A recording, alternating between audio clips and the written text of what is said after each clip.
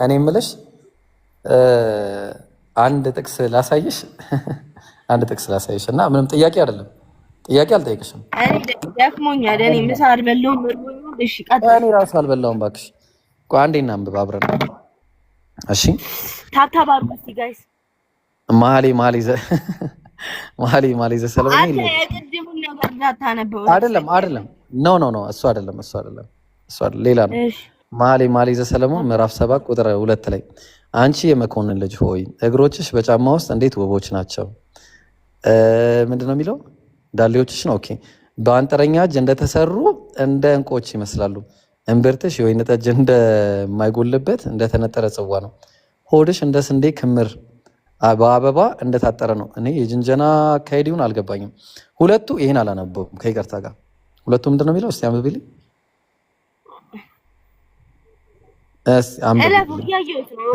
አለፍኩት። ሁለቱ ጠጡ። እሺ ከዛ በኋላ እንደ ሁለት መንታ እንደ ሚዳቆ ግልገሎች ናቸው። አንገትሽ እንደ ዝሆን ጥርስ ግንብ ነው። አይኖችሽ በሐሴቦ ውስጥ በባትረቢ በር አጠገብ እንደ ውሃ ኩሬ ናቸው። አፍንጫሽ ወደ ደማስቆ አፋዛሽ እንደሚመለከት እንደ ሊባኖስ ግንብ ነው አለ። ምን ትስቂያለሽ? ተነሽ። ይሄ ሰለሞን ለእንትና የጻፈው ነው እና ይሄ እግዚአብሔር ቃል ነው። እሺ አልጠይቅሽም ብያለሁ፣ ችግር የለውም እና እንድታስቢበት ነው። ምዕራፍ 5 ላይ ከዛ ምን ተባባሉ መሰለሽ? እኔ ተኝቻለሁ፣ ልቤ ግን ነቅቷል። የውዴ ቃል ነው፣ እሱም ደጁን ይመታል። እህቴ ወዳጄ፣ እርግቤ፣ መደምደሚያዬ ሆይ። ከዛ ምን አለ? በራሴ ጠል በቀኝ ላይም የሌሊት ነጠብጣብ ሞልቶበታልና ክፈችልኝ አላት። ሌሊት ነው፣ ልብ አድርጊ፣ ክፈችልኝ። ቀሚሴን አወለቅኩ አለች። እንዴት ለብሰዋለሁ? ይሄ መጽሐፍ ቅዱስ ከሆነ እንግዲህ እግሬን ታጠብኩ እንዴት አሳድፏለሁ? ቀሚሷን አውልቃለች። ልብ አድርጊ። ውዴ እጁን በቀዳዳ ሰደደ። አስተግፊሩላህ። አንጀቴም ስለ እሱ ታወከ። ለውዴ ከፍትለት ዘንድ ተነሳው። እጆቼ በደጁ መወርወሪያ ላይ ከርቤን አፈሰሱ። እንዴ ጣቶቼ ፈሳሹን ከርቤ አንጠባጠቡ። እንዴት ነው ሎይድ? ሲሪየስሊ ምንድን ነው ይሄ ግን? ምንድን ነው ማለት ምንድን ነው የሚያስተምረው? ይሄን ፋዘር ፊት እናነበው። አሁን ፋዘር ፊት ታነቢያለሽ? እሺ ተይው፣ ፋዘር ተይውና ቦይፍሬንድ ካለሽ ቦይፍሬንድሽ አጠገብ ይሄን ታነቢያለሽ? እኔ አላውቅም። ምን ላይ ነው ግን አንተ? እኔ ሌላ መደበኛ ሌላ አውጥታችሁ ነው እንዴ? ይኸው መኃልየ ዘሰሎሞን ምዕራፍ 5 ላይ እና ምዕራፍ 7 ላይ ነው። ስልክ ስለሌለኝ እኮ ስልክ የለኝም። መጽሐፍ ቅዱስ ይዘሽ ነይ። ቁጥሩን ያዡ። ቁጥሩን እስቲ ያዡ። ቁጥሩን እስቲ ያዡ። ወይ ደግሞ ስክሪንሾት ለምን አታርጊም? በቃ ስክሪንሾት አርጊው። መኃልየ ዘሰሎሞን ያው መኃልየ ዘሰሎሞን ምዕራፍ 7 ሙሉን አንብቢው። 1 ምዕራፍ 7 ከዛ ደግሞ መኃልየ ዘሰሎሞን ምዕራፍ 5 ከቁጥር 2 ጀምሮ ሙሉን አንብቢው።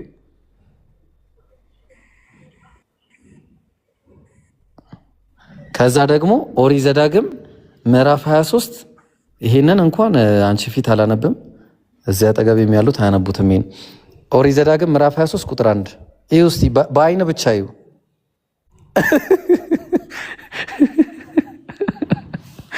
አንተ ጌታ ምስክር የሆነ ነገር አድርገሃል።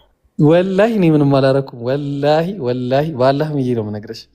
ወላሂ ይኸው ላይቱ የጠፋ ሲያስጠላ። ደንግጦ ነዋ ላይቱ ራሱ ደነገጠ። እንዴት አይደነግጥ እንዴ? ይኸው ቀቁ ለሉሊላ እሺ የተቀጠቀጠ ብልቱም የተቆረጠ ወደ እግዚአብሔር ጉባኤ አይግባ ይላል። ዲቃላ ወደ እግዚአብሔር ጉባኤ አይግባ፣ እስከ 10 ትውልድ ድረስ ወደ እግዚአብሔር ጉባኤ አይግባ አለ። የቀደሙ ደግሞ ኦሪት ዘሌዋውያን ያዡ። የቀደሙ ይሄ ዘዳግም 23:1 ነው። እሺ ኦሪት ዘዳግም ምዕራፍ 23 ዘዳግም 23:1 ሚኪያስ ላይ ታብጣልኝ። አሁን ምን አለ መሰለሽ፣ ይሄንን ጻፍሽው ዘዳግም 23። እሺ ከዛ ዘሌዋውያን ጻፊ። ዘሌዋውያን ምዕራፍ 21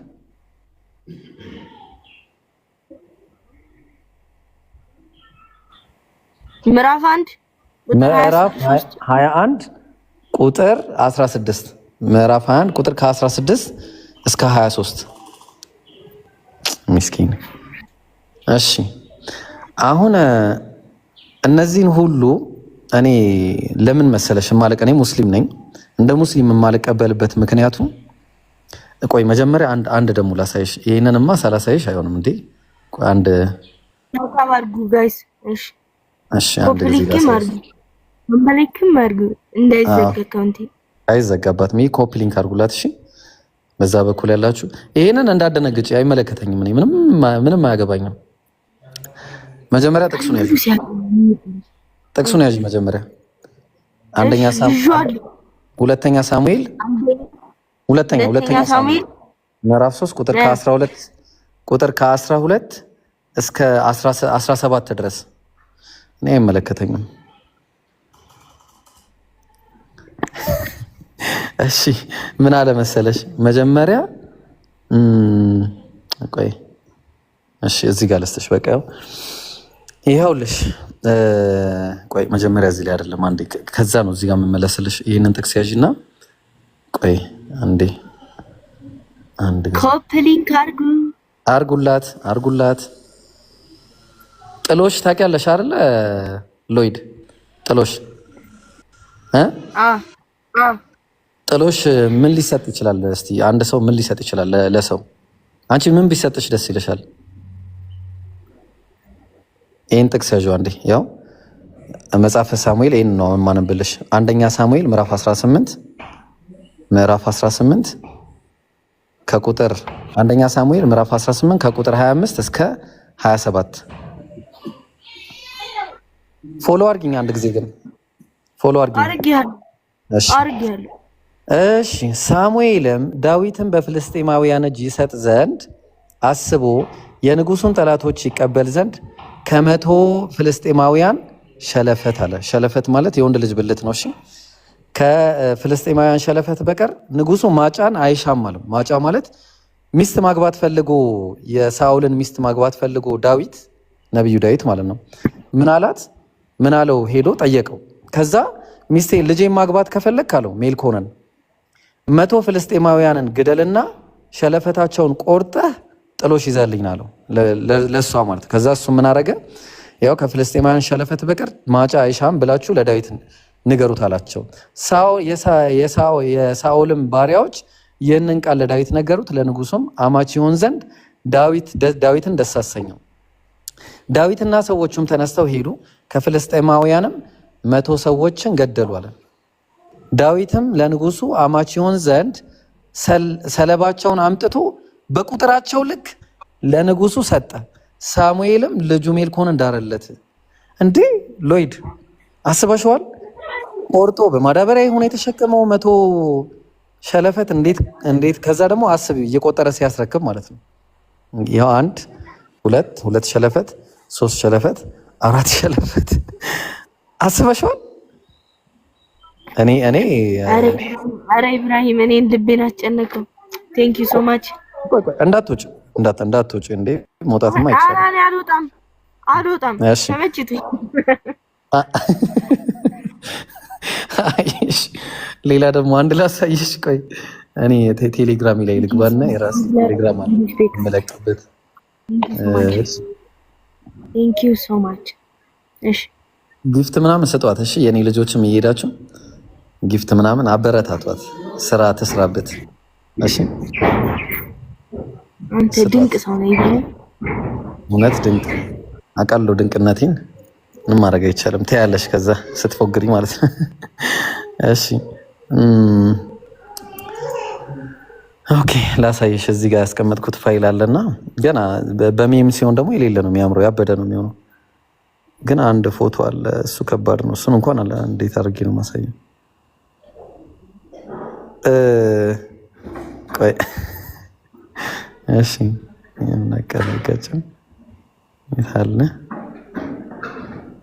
ወይ ኢብራሂም ከባድ እኮ ነው። መጣ ያውና ይልሽ ምንም አላሳይሽም። አሁን 2 መጀመሪያ ጥቅሱን ላንብብልሽ። አየሁት በቃ አይቼዋለሁ። እሺ ቀጥል። ዘዳግም 23 ላይ ነውና ዘዳግም 23 ነውና 25 ይቅርታ፣ ዘዳግም 25 ቁጥር 11 ላይ እና ምን ይላል መሰለሽ? 2 ሰዎች እርስ በርሳቸው ቢጣሉ የአንደኛው ሚስት ባሏን ከሚመታው ሰው እጅ ታስጥለው ዘንድ እንግዲህ ባሏ ከሚመታ ብላ ልትደረብለት ማለት ነው። ሲደበደብ አይታ ብትቀርብ እጇንም ዘርግታ እንደዚህ ማለት ነው። ይኸው እዚህ ጋር አየሽው። እጇንም ዘርግታ ብልቱን ብትይዝ እጇን ቁረጥ፣ ዓይንህም አይራራለት አለ። እንደዚህ ማለት ነው። ቁርጥ አየሽ፣ ምንም ሳይራራ። ይሄ በክርስትና ሴት ልጅ ቅጣት ብልትን ከያዘች እንደዚህ ነው የሚቆረጠው። የሴት ልጅ እጅ ማለት ነው። ቅጣት ነው እና ሌላ ደግሞ ላሳይሽ አንድ ጊዜ ልብስ ቢያጣ ማለት ራቁቱን ሊሄድ ይችላል አንድ ነብይ ብለሽ ታምኛለሽ? ተይው ነብይ ተይ። አንድ ቄስ ትልቅ ቄስ ራቁቱን ቢሄድ ብታይ ምንድን ነው የምትይው? አብዷል ነው እንጂ እውነት ቄስ ነው ትያለሽ?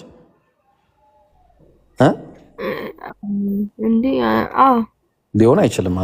ምን አለ መሰለሽ ትንቢተ ኢሳይያስ ምዕራፍ 20 ላይ ከቁጥር 2 በዚያን ዓመት ጻፊው ከፈለግሽ፣ በዚያ ዓመት እግዚአብሔር የአሞጽን ልጅ ኢሳይያስን ሂድ ማቅህን አውልቀህ ማቅህን ከወገብህ አውጣ፣ ጫማህንም ከእግር አውልቅ ብሎ ተናገረው። እንዲህም አደረገ፣ ራቁቱንም ባዶ እግሩንም ሄደ። ኢሳይያስ ነው ልብ አድርጊ፣ ነቢዩ ኢሳይያስ።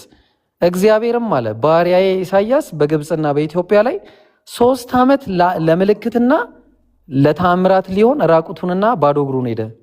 እንዴ አንዷም ነብይን የሚያክል ራቁቱንና ባዶ እግሩን በኢትዮጵያና በግብፅ መሃል ለ3 ዓመት እና አንዱ ምን አለ መሰለሽ እዚህ ኮመንት ላይ ራሴው ነኝ የጻፍኩት። በእርግጥ በነገራችን ላይ 3 ዓመት ልብስ ከለበሰ በኋላ ይላል ልብስ ራቁቱን ከሆነ በኋላ ቢለብስ ሊያፍር ይችላል የሚል ነገር አለ። ምክንያቱም እንደዛ ነው።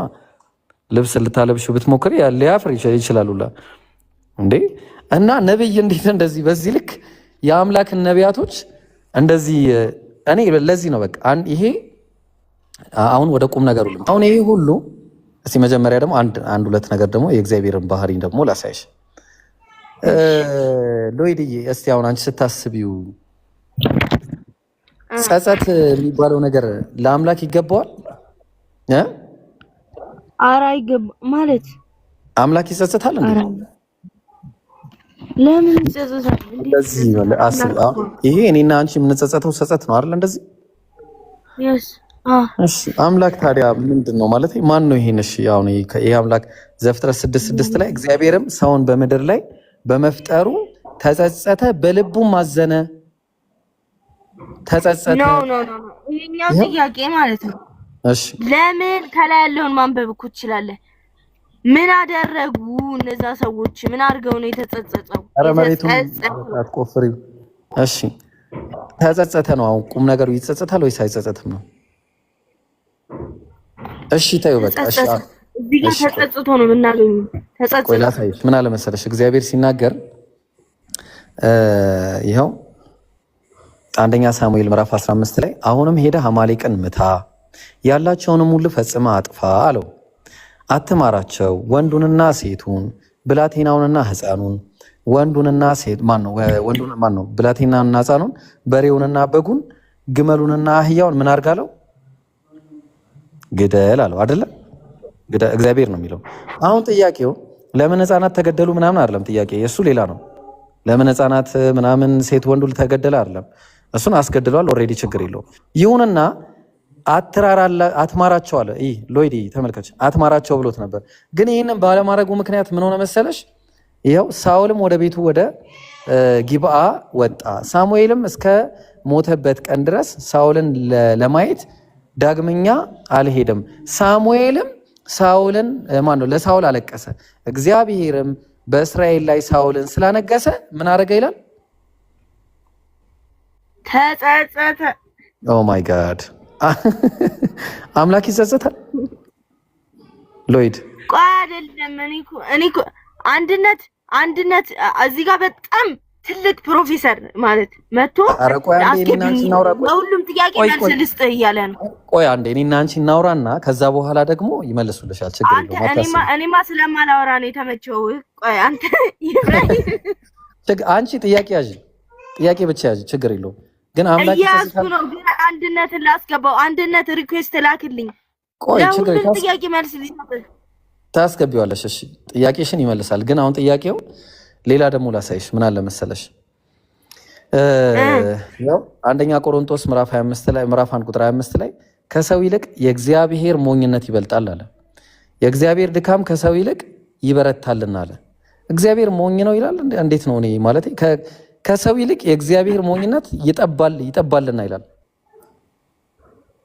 ከዛ የእግዚአብሔር ድካም ከሰው ይልቅ ይበረታል። እውነት የአምላክ ባህሪ በትክክል ነው የተገለጸው እዚህ ላይ። እሺ ደግሞ ይሄን ላሳይሽ። ከድሮ ዘመን ጀምሮ ዝም ብያለሁ አለ። ቆይ ይልክልሻል ብያለሁ፣ ዝም ብዬም ታግሻለሁ። አሁንም ምጥ እንደያዛት ሴት እጮሃለሁ አለ። አምላክ ምጥ እንደያዛት ሴት እጮሃለሁ ማለት ለሱ የተገባ ነው ማለት? ይቅርታ ግን ምጥ የያዛት ሴት እንዲህ ነው አምጮኸው እና ምጥ እንደያዛት ሴት እጮሃለሁ ማለት ለአምላክ ይገባል? ኖ ዌይ። በንግግር ምሳሌም ይሁን ምሳሌ ጭራሽ ምሳሌም ቢሆን ይሄ የተገባ ባህሪ አይደለም ነው። እሺ አሁን ለምንድን ነው ይሄን ሁሉ የነገርከኝ በይኝ እስቲ? ለምንድን ነው? እሺ አሁን ይሄን ሁሉ የነገርከኝ ለምንድን ነው ብለሽ ስትጠይቂኝ የአምላክ ቃል አይደለም ስትሉኝ ማልቀበልበት ምክንያት ነው እንዳትለኝ አይደለም። አይ ቆይ እሱ ጋር ለመጣለሽ እኮ ነው። የአምላክ ቃል ስላልሆነ ነው። የአምላክ ቃል ቢሆን ኖሮ ለምሳሌ እንደዛ አይነት የቅድሞ አይነት አንቺ ማንበብ የከበደሽን ነገር አይሆንም።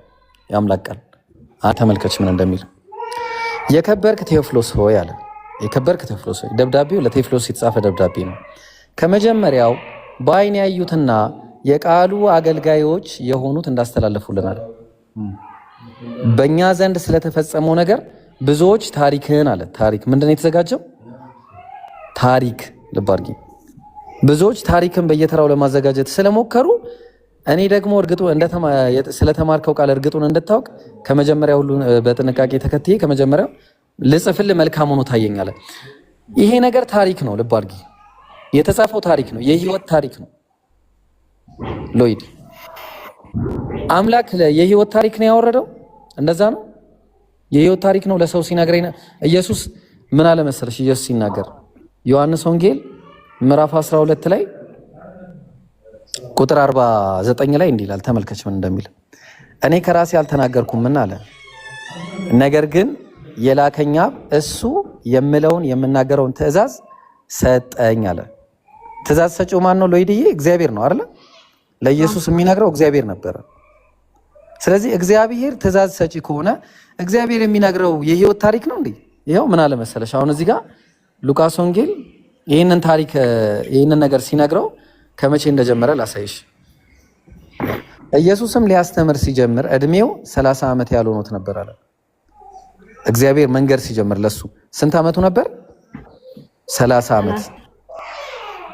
ታዲያ ከ30 ዓመት በኋላ ከሆነ የነገረው እንትና ነው ለምሳሌ የማቲ ልጅ፣ የሌዊ ልጅ፣ የሚልኪ ልጅ፣ የዮናን ልጅ፣ የዮና ልጅ፣ የዮሴፍ ልጅ፣ የማቲ ይሄ ሁሉ እግዚአብሔር እንዲህ እያለ ነበር እንዴ ሲነግረኝ ነበረው? ኖ በጭራሽ ይሄን አይደለም የነገረው እግዚአብሔር ለኢየሱስ የነገረው እግዚአብሔር ይሄንን አይደለም። በዛ ላይ የነ ማቴዎስ የነ ሉቃስ የነ ምናምን ወንጌል ሳይሆን ወንጌሉ ለኢየሱስ የተሰጠ ወንጌል ነበረ። ማርቆስ ወንጌል ምዕራፍ 1 ቁጥር 15 ላይ እንዲህ ይላል። ዮሐንስም አልፎ ከተሰጠ በኋላ ኢየሱስ የእግዚአብሔርን መንግስት ወንጌል እየሰበከና ዘመኑ ተፈጸመ፣ የእግዚአብሔር መንግስት ቀርባለች፣ ንስሐ ግቡ፣ በወንጌልም እመኑ እያለ ወደ ገሊላ መጣለ። በወንጌልም እመኑ እያለ ወደ ገሊላ ሲመጣ ይሄ ወንጌል አልነበረም። ይሄ ኢየሱስ በነበረበት ጊዜ የነበረ ወንጌል አይደለም። ኢየሱስ ከሄደ ከ60 ምናምን ዓመት በኋላ ከ20 ከ60 ምናምን ኤዲ በኋላ ነው የተጻፈው ራሱ ኢየሱስ ከተወለደ። እዚያ አሁን አያውቃቸውም እነዚህ መጽሐፍቶች። ኢየሱስ የዮሐንስ ወንጌልን አያውቀውም፣ የሉቃስ ወንጌልን፣ የማርቆስ ወንጌል፣ የእነዚህን ወንጌል ሁሉ አያውቅም ኢየሱስ። ተግባባን? ማን እንደጻፋቸውም አይታወቁም። ለምሳሌ ላሳይሽ ማን እንደጻፋቸው እንደማይታወቁ ተመልከች ምን እንደሚል። መጽሐፍቶቹ ማን እንደጻፋቸው አይታወቁም። ያው ተመልከች። ያው የመጽሐፍ ቅዱስ መዝገበ ቃላት ነው እና ያዘጋጀው የኢትዮጵያ መጽሐፍ ቅዱስ ማህበር ነው። መጽሐፍ ቅዱስን የሚያሳትም ማለት ነው። ኦርቶዶክስ አይደለም እንዴ? እኮ ላሳይሽ ነው አይደለም? አይ የጴንጤዎስ ነው። መጽሐፈ መሳፍንት መጽሐፉን ማን እንደጻፈው ምን ጊዜ እንደተጻፈ እርግጡ አይታወቅም። ልብ አድርጊ። ከዛ ደግሞ እንደገና መጽሐፈ አስቴርን ተመልከች። መጽሐፉን አይታወቅም እኮ ነው የምልሽ። አይታወቅም። ይኸው መጽሐፉን የጻፈው ማን እንደሆነ አይታወቅም። ይኸው ባይብልን የጻፉት የኢትዮጵያ መጽሐፍ ቅዱስ ማህበር ሁሉም በቃ እንዳለ በቃ መጽሐፍ ቅዱስን የሚያዘጋጁ ሰዎች ናቸው እነዚህ። ይሄ ነገር አሁን እኔ ሰማይ ይሄ ነገር አሁን አለ የለም አላውቀውም። ይኸው ዛሬ ገና ነው ማለት ይሄን መጠየቅ ትችላለሽ። ገጽ ያዥ ስክሪንሾት አድርጊው አንዴ ስክሪንሾት አድርጊው። ወላሂ ትክክለኛ ነው። ወላሂ ስክሪንሾት አድርጊው አንዴ ስክሪንሾት አድርጊው። አድርጊው። አዎ ጥሩ። ከዛ ምን አለ ይሄው ገጽ ደግሞ ማየት ትችላለሽ። ገጽ 150 ላይ መጽሐፈ አስቴር መጽሐፉን የጻፈው ማን እንደሆነ አይታወቅም። ልብ አድርጊ። ማንም መጽሐፈ ኢዮብ ጸሐፊው ማን እንደነበር አይታወቅም። ልብ አድርጊ። ዝም ብሎ መቀበል ነው። ሰቆቃው ኤርሚያስ ጸሐፊው ኤርሚያስ መሆኑን አለመሆኑ አልተረጋገጠም፣ አይታወቅም ማለት ነው። ቀጥይ። ሌላ የሳሙኤል መጽሐፍ አንደኛ ሳሙኤል፣ ሁለተኛ ሳሙኤል እነዚህ ሁሉ ማን እንደጻፋቸው አልተረጋገጠም፣ አይታወቅም አሁንም ስቲል። ከዛ ገጽ ማየት ትችላለሽ፣ የፈለግሽው መጠየቅ ትችላለሽ። ዜና መዋዕል ምናልባት አለ። ልብ አድርጊ። ምናልባት ሌላ ሰው ጨምሮበት ይሆናል። ማን ነው የጨመረው? አይታወቅም። ሌላ ሰው ማን እንደሆነ አይታወቅም። ሌላ መጽሐፈ ነገሥት አንደኛ ነገሥት፣ ሁለተኛ ነገሥት ምናምን እንዳለ ጸሐፊው ማን እንደነበር ማን እንደሆነ ግን አልታወቀም፣ አይታወቅም። የኦሪት ጸሐፊያን ተመልከች። በ10ኛው ክፍለ ዘመን ገደማ ጀምሮ ግን አንዳንድ መምህራን የኋለኞች ነቢያትና ጸሐፊዎች በእስራኤልና በይሁዳ መንግስት ዘመን ከምርኮ በኋላ ባለው ዘመን ጽሁፎችና የቀደምት ባህሎችን፣ ህጎችን ሰብስበው አቀነባበሯቸው። ማን እንደሆነ አይታወቅም። በእነሱም ዘመን ኦሪት መልክ ሊይዝ ችሏል የሚል ግምት አላቸው። ልብ አድርጊ። ግምት ግን በቤተ ክርስቲያን ውስጥ ምን ሆኖ ተገኝቷል? አጨቃጫቂ ሆኖ ተገኝቷል። ማን እንደጻፈው አይታወቅም። ልብ አድርጊ። ወንጌላውያን እንዳለ ይህ መልእክት አለ በማን ከየት ወዴት በምን ጊዜና በምክንያት እንደተጻፈ ለማወቅ አስቸጋሪ ነው። አይታወቅም። ስለዚህ አሁን እስቲ አንቺን ልጠይቅሽ ሎይድ፣ አንቺን ጥያቄ ልጠይቅሽ። አመመሽ እንበል፣ መንገድ ላይ የሆነ ዝም ብሎ ኪኒን አገኘሽና ዝም ብለሽ አንስተሽ ትውጪዋለሽ ምንነቱን ሳታቂ? አልወጣውም። ለምን እወጣለሁ ታዲያ? ዝም ብለሽ እሺ። ታዲያ ለስጋሽ ተጨንቀሽ ነዋል ሌላ በሽታ እንዳያመጣብሽ አይደል? አዎ። ለነፍስሽ ለምን እንደዛ ትጨነቂም? ያው የማይታወቅ መጽሐፍ እኮ ነው። ማን እንደጻፈው አይታወቅም። ለነፍስሽም ልክ እንደ ስጋሽ እንደምትጨነቂው ለነፍስሽም በዛ ልክ ነው መጨነቅ ያለብሽ። ማን እንደጻፈው የማይታወቅ መጽሐፍ እንዴት ትቀበያለሽ? አንድ በይ። ሁለተኛ እንቀበለው ቢባል ቤተሰቦች ይሰርጉኝ እዚህ ጋር አንተ ታያቸው። ቤተሰቦችሽ የኛ ቤተሰብ ትሆኛለሽ፣ አታስቢ። የሚገርም ቤተሰብ ታፈሪያለሽ። እኔ ጋር 700 ሰው ነው ያለው የሚገርምሽ ነገርና 700ም ሰው ያንቺ ቤተሰብ መሆኑ አይቀርም።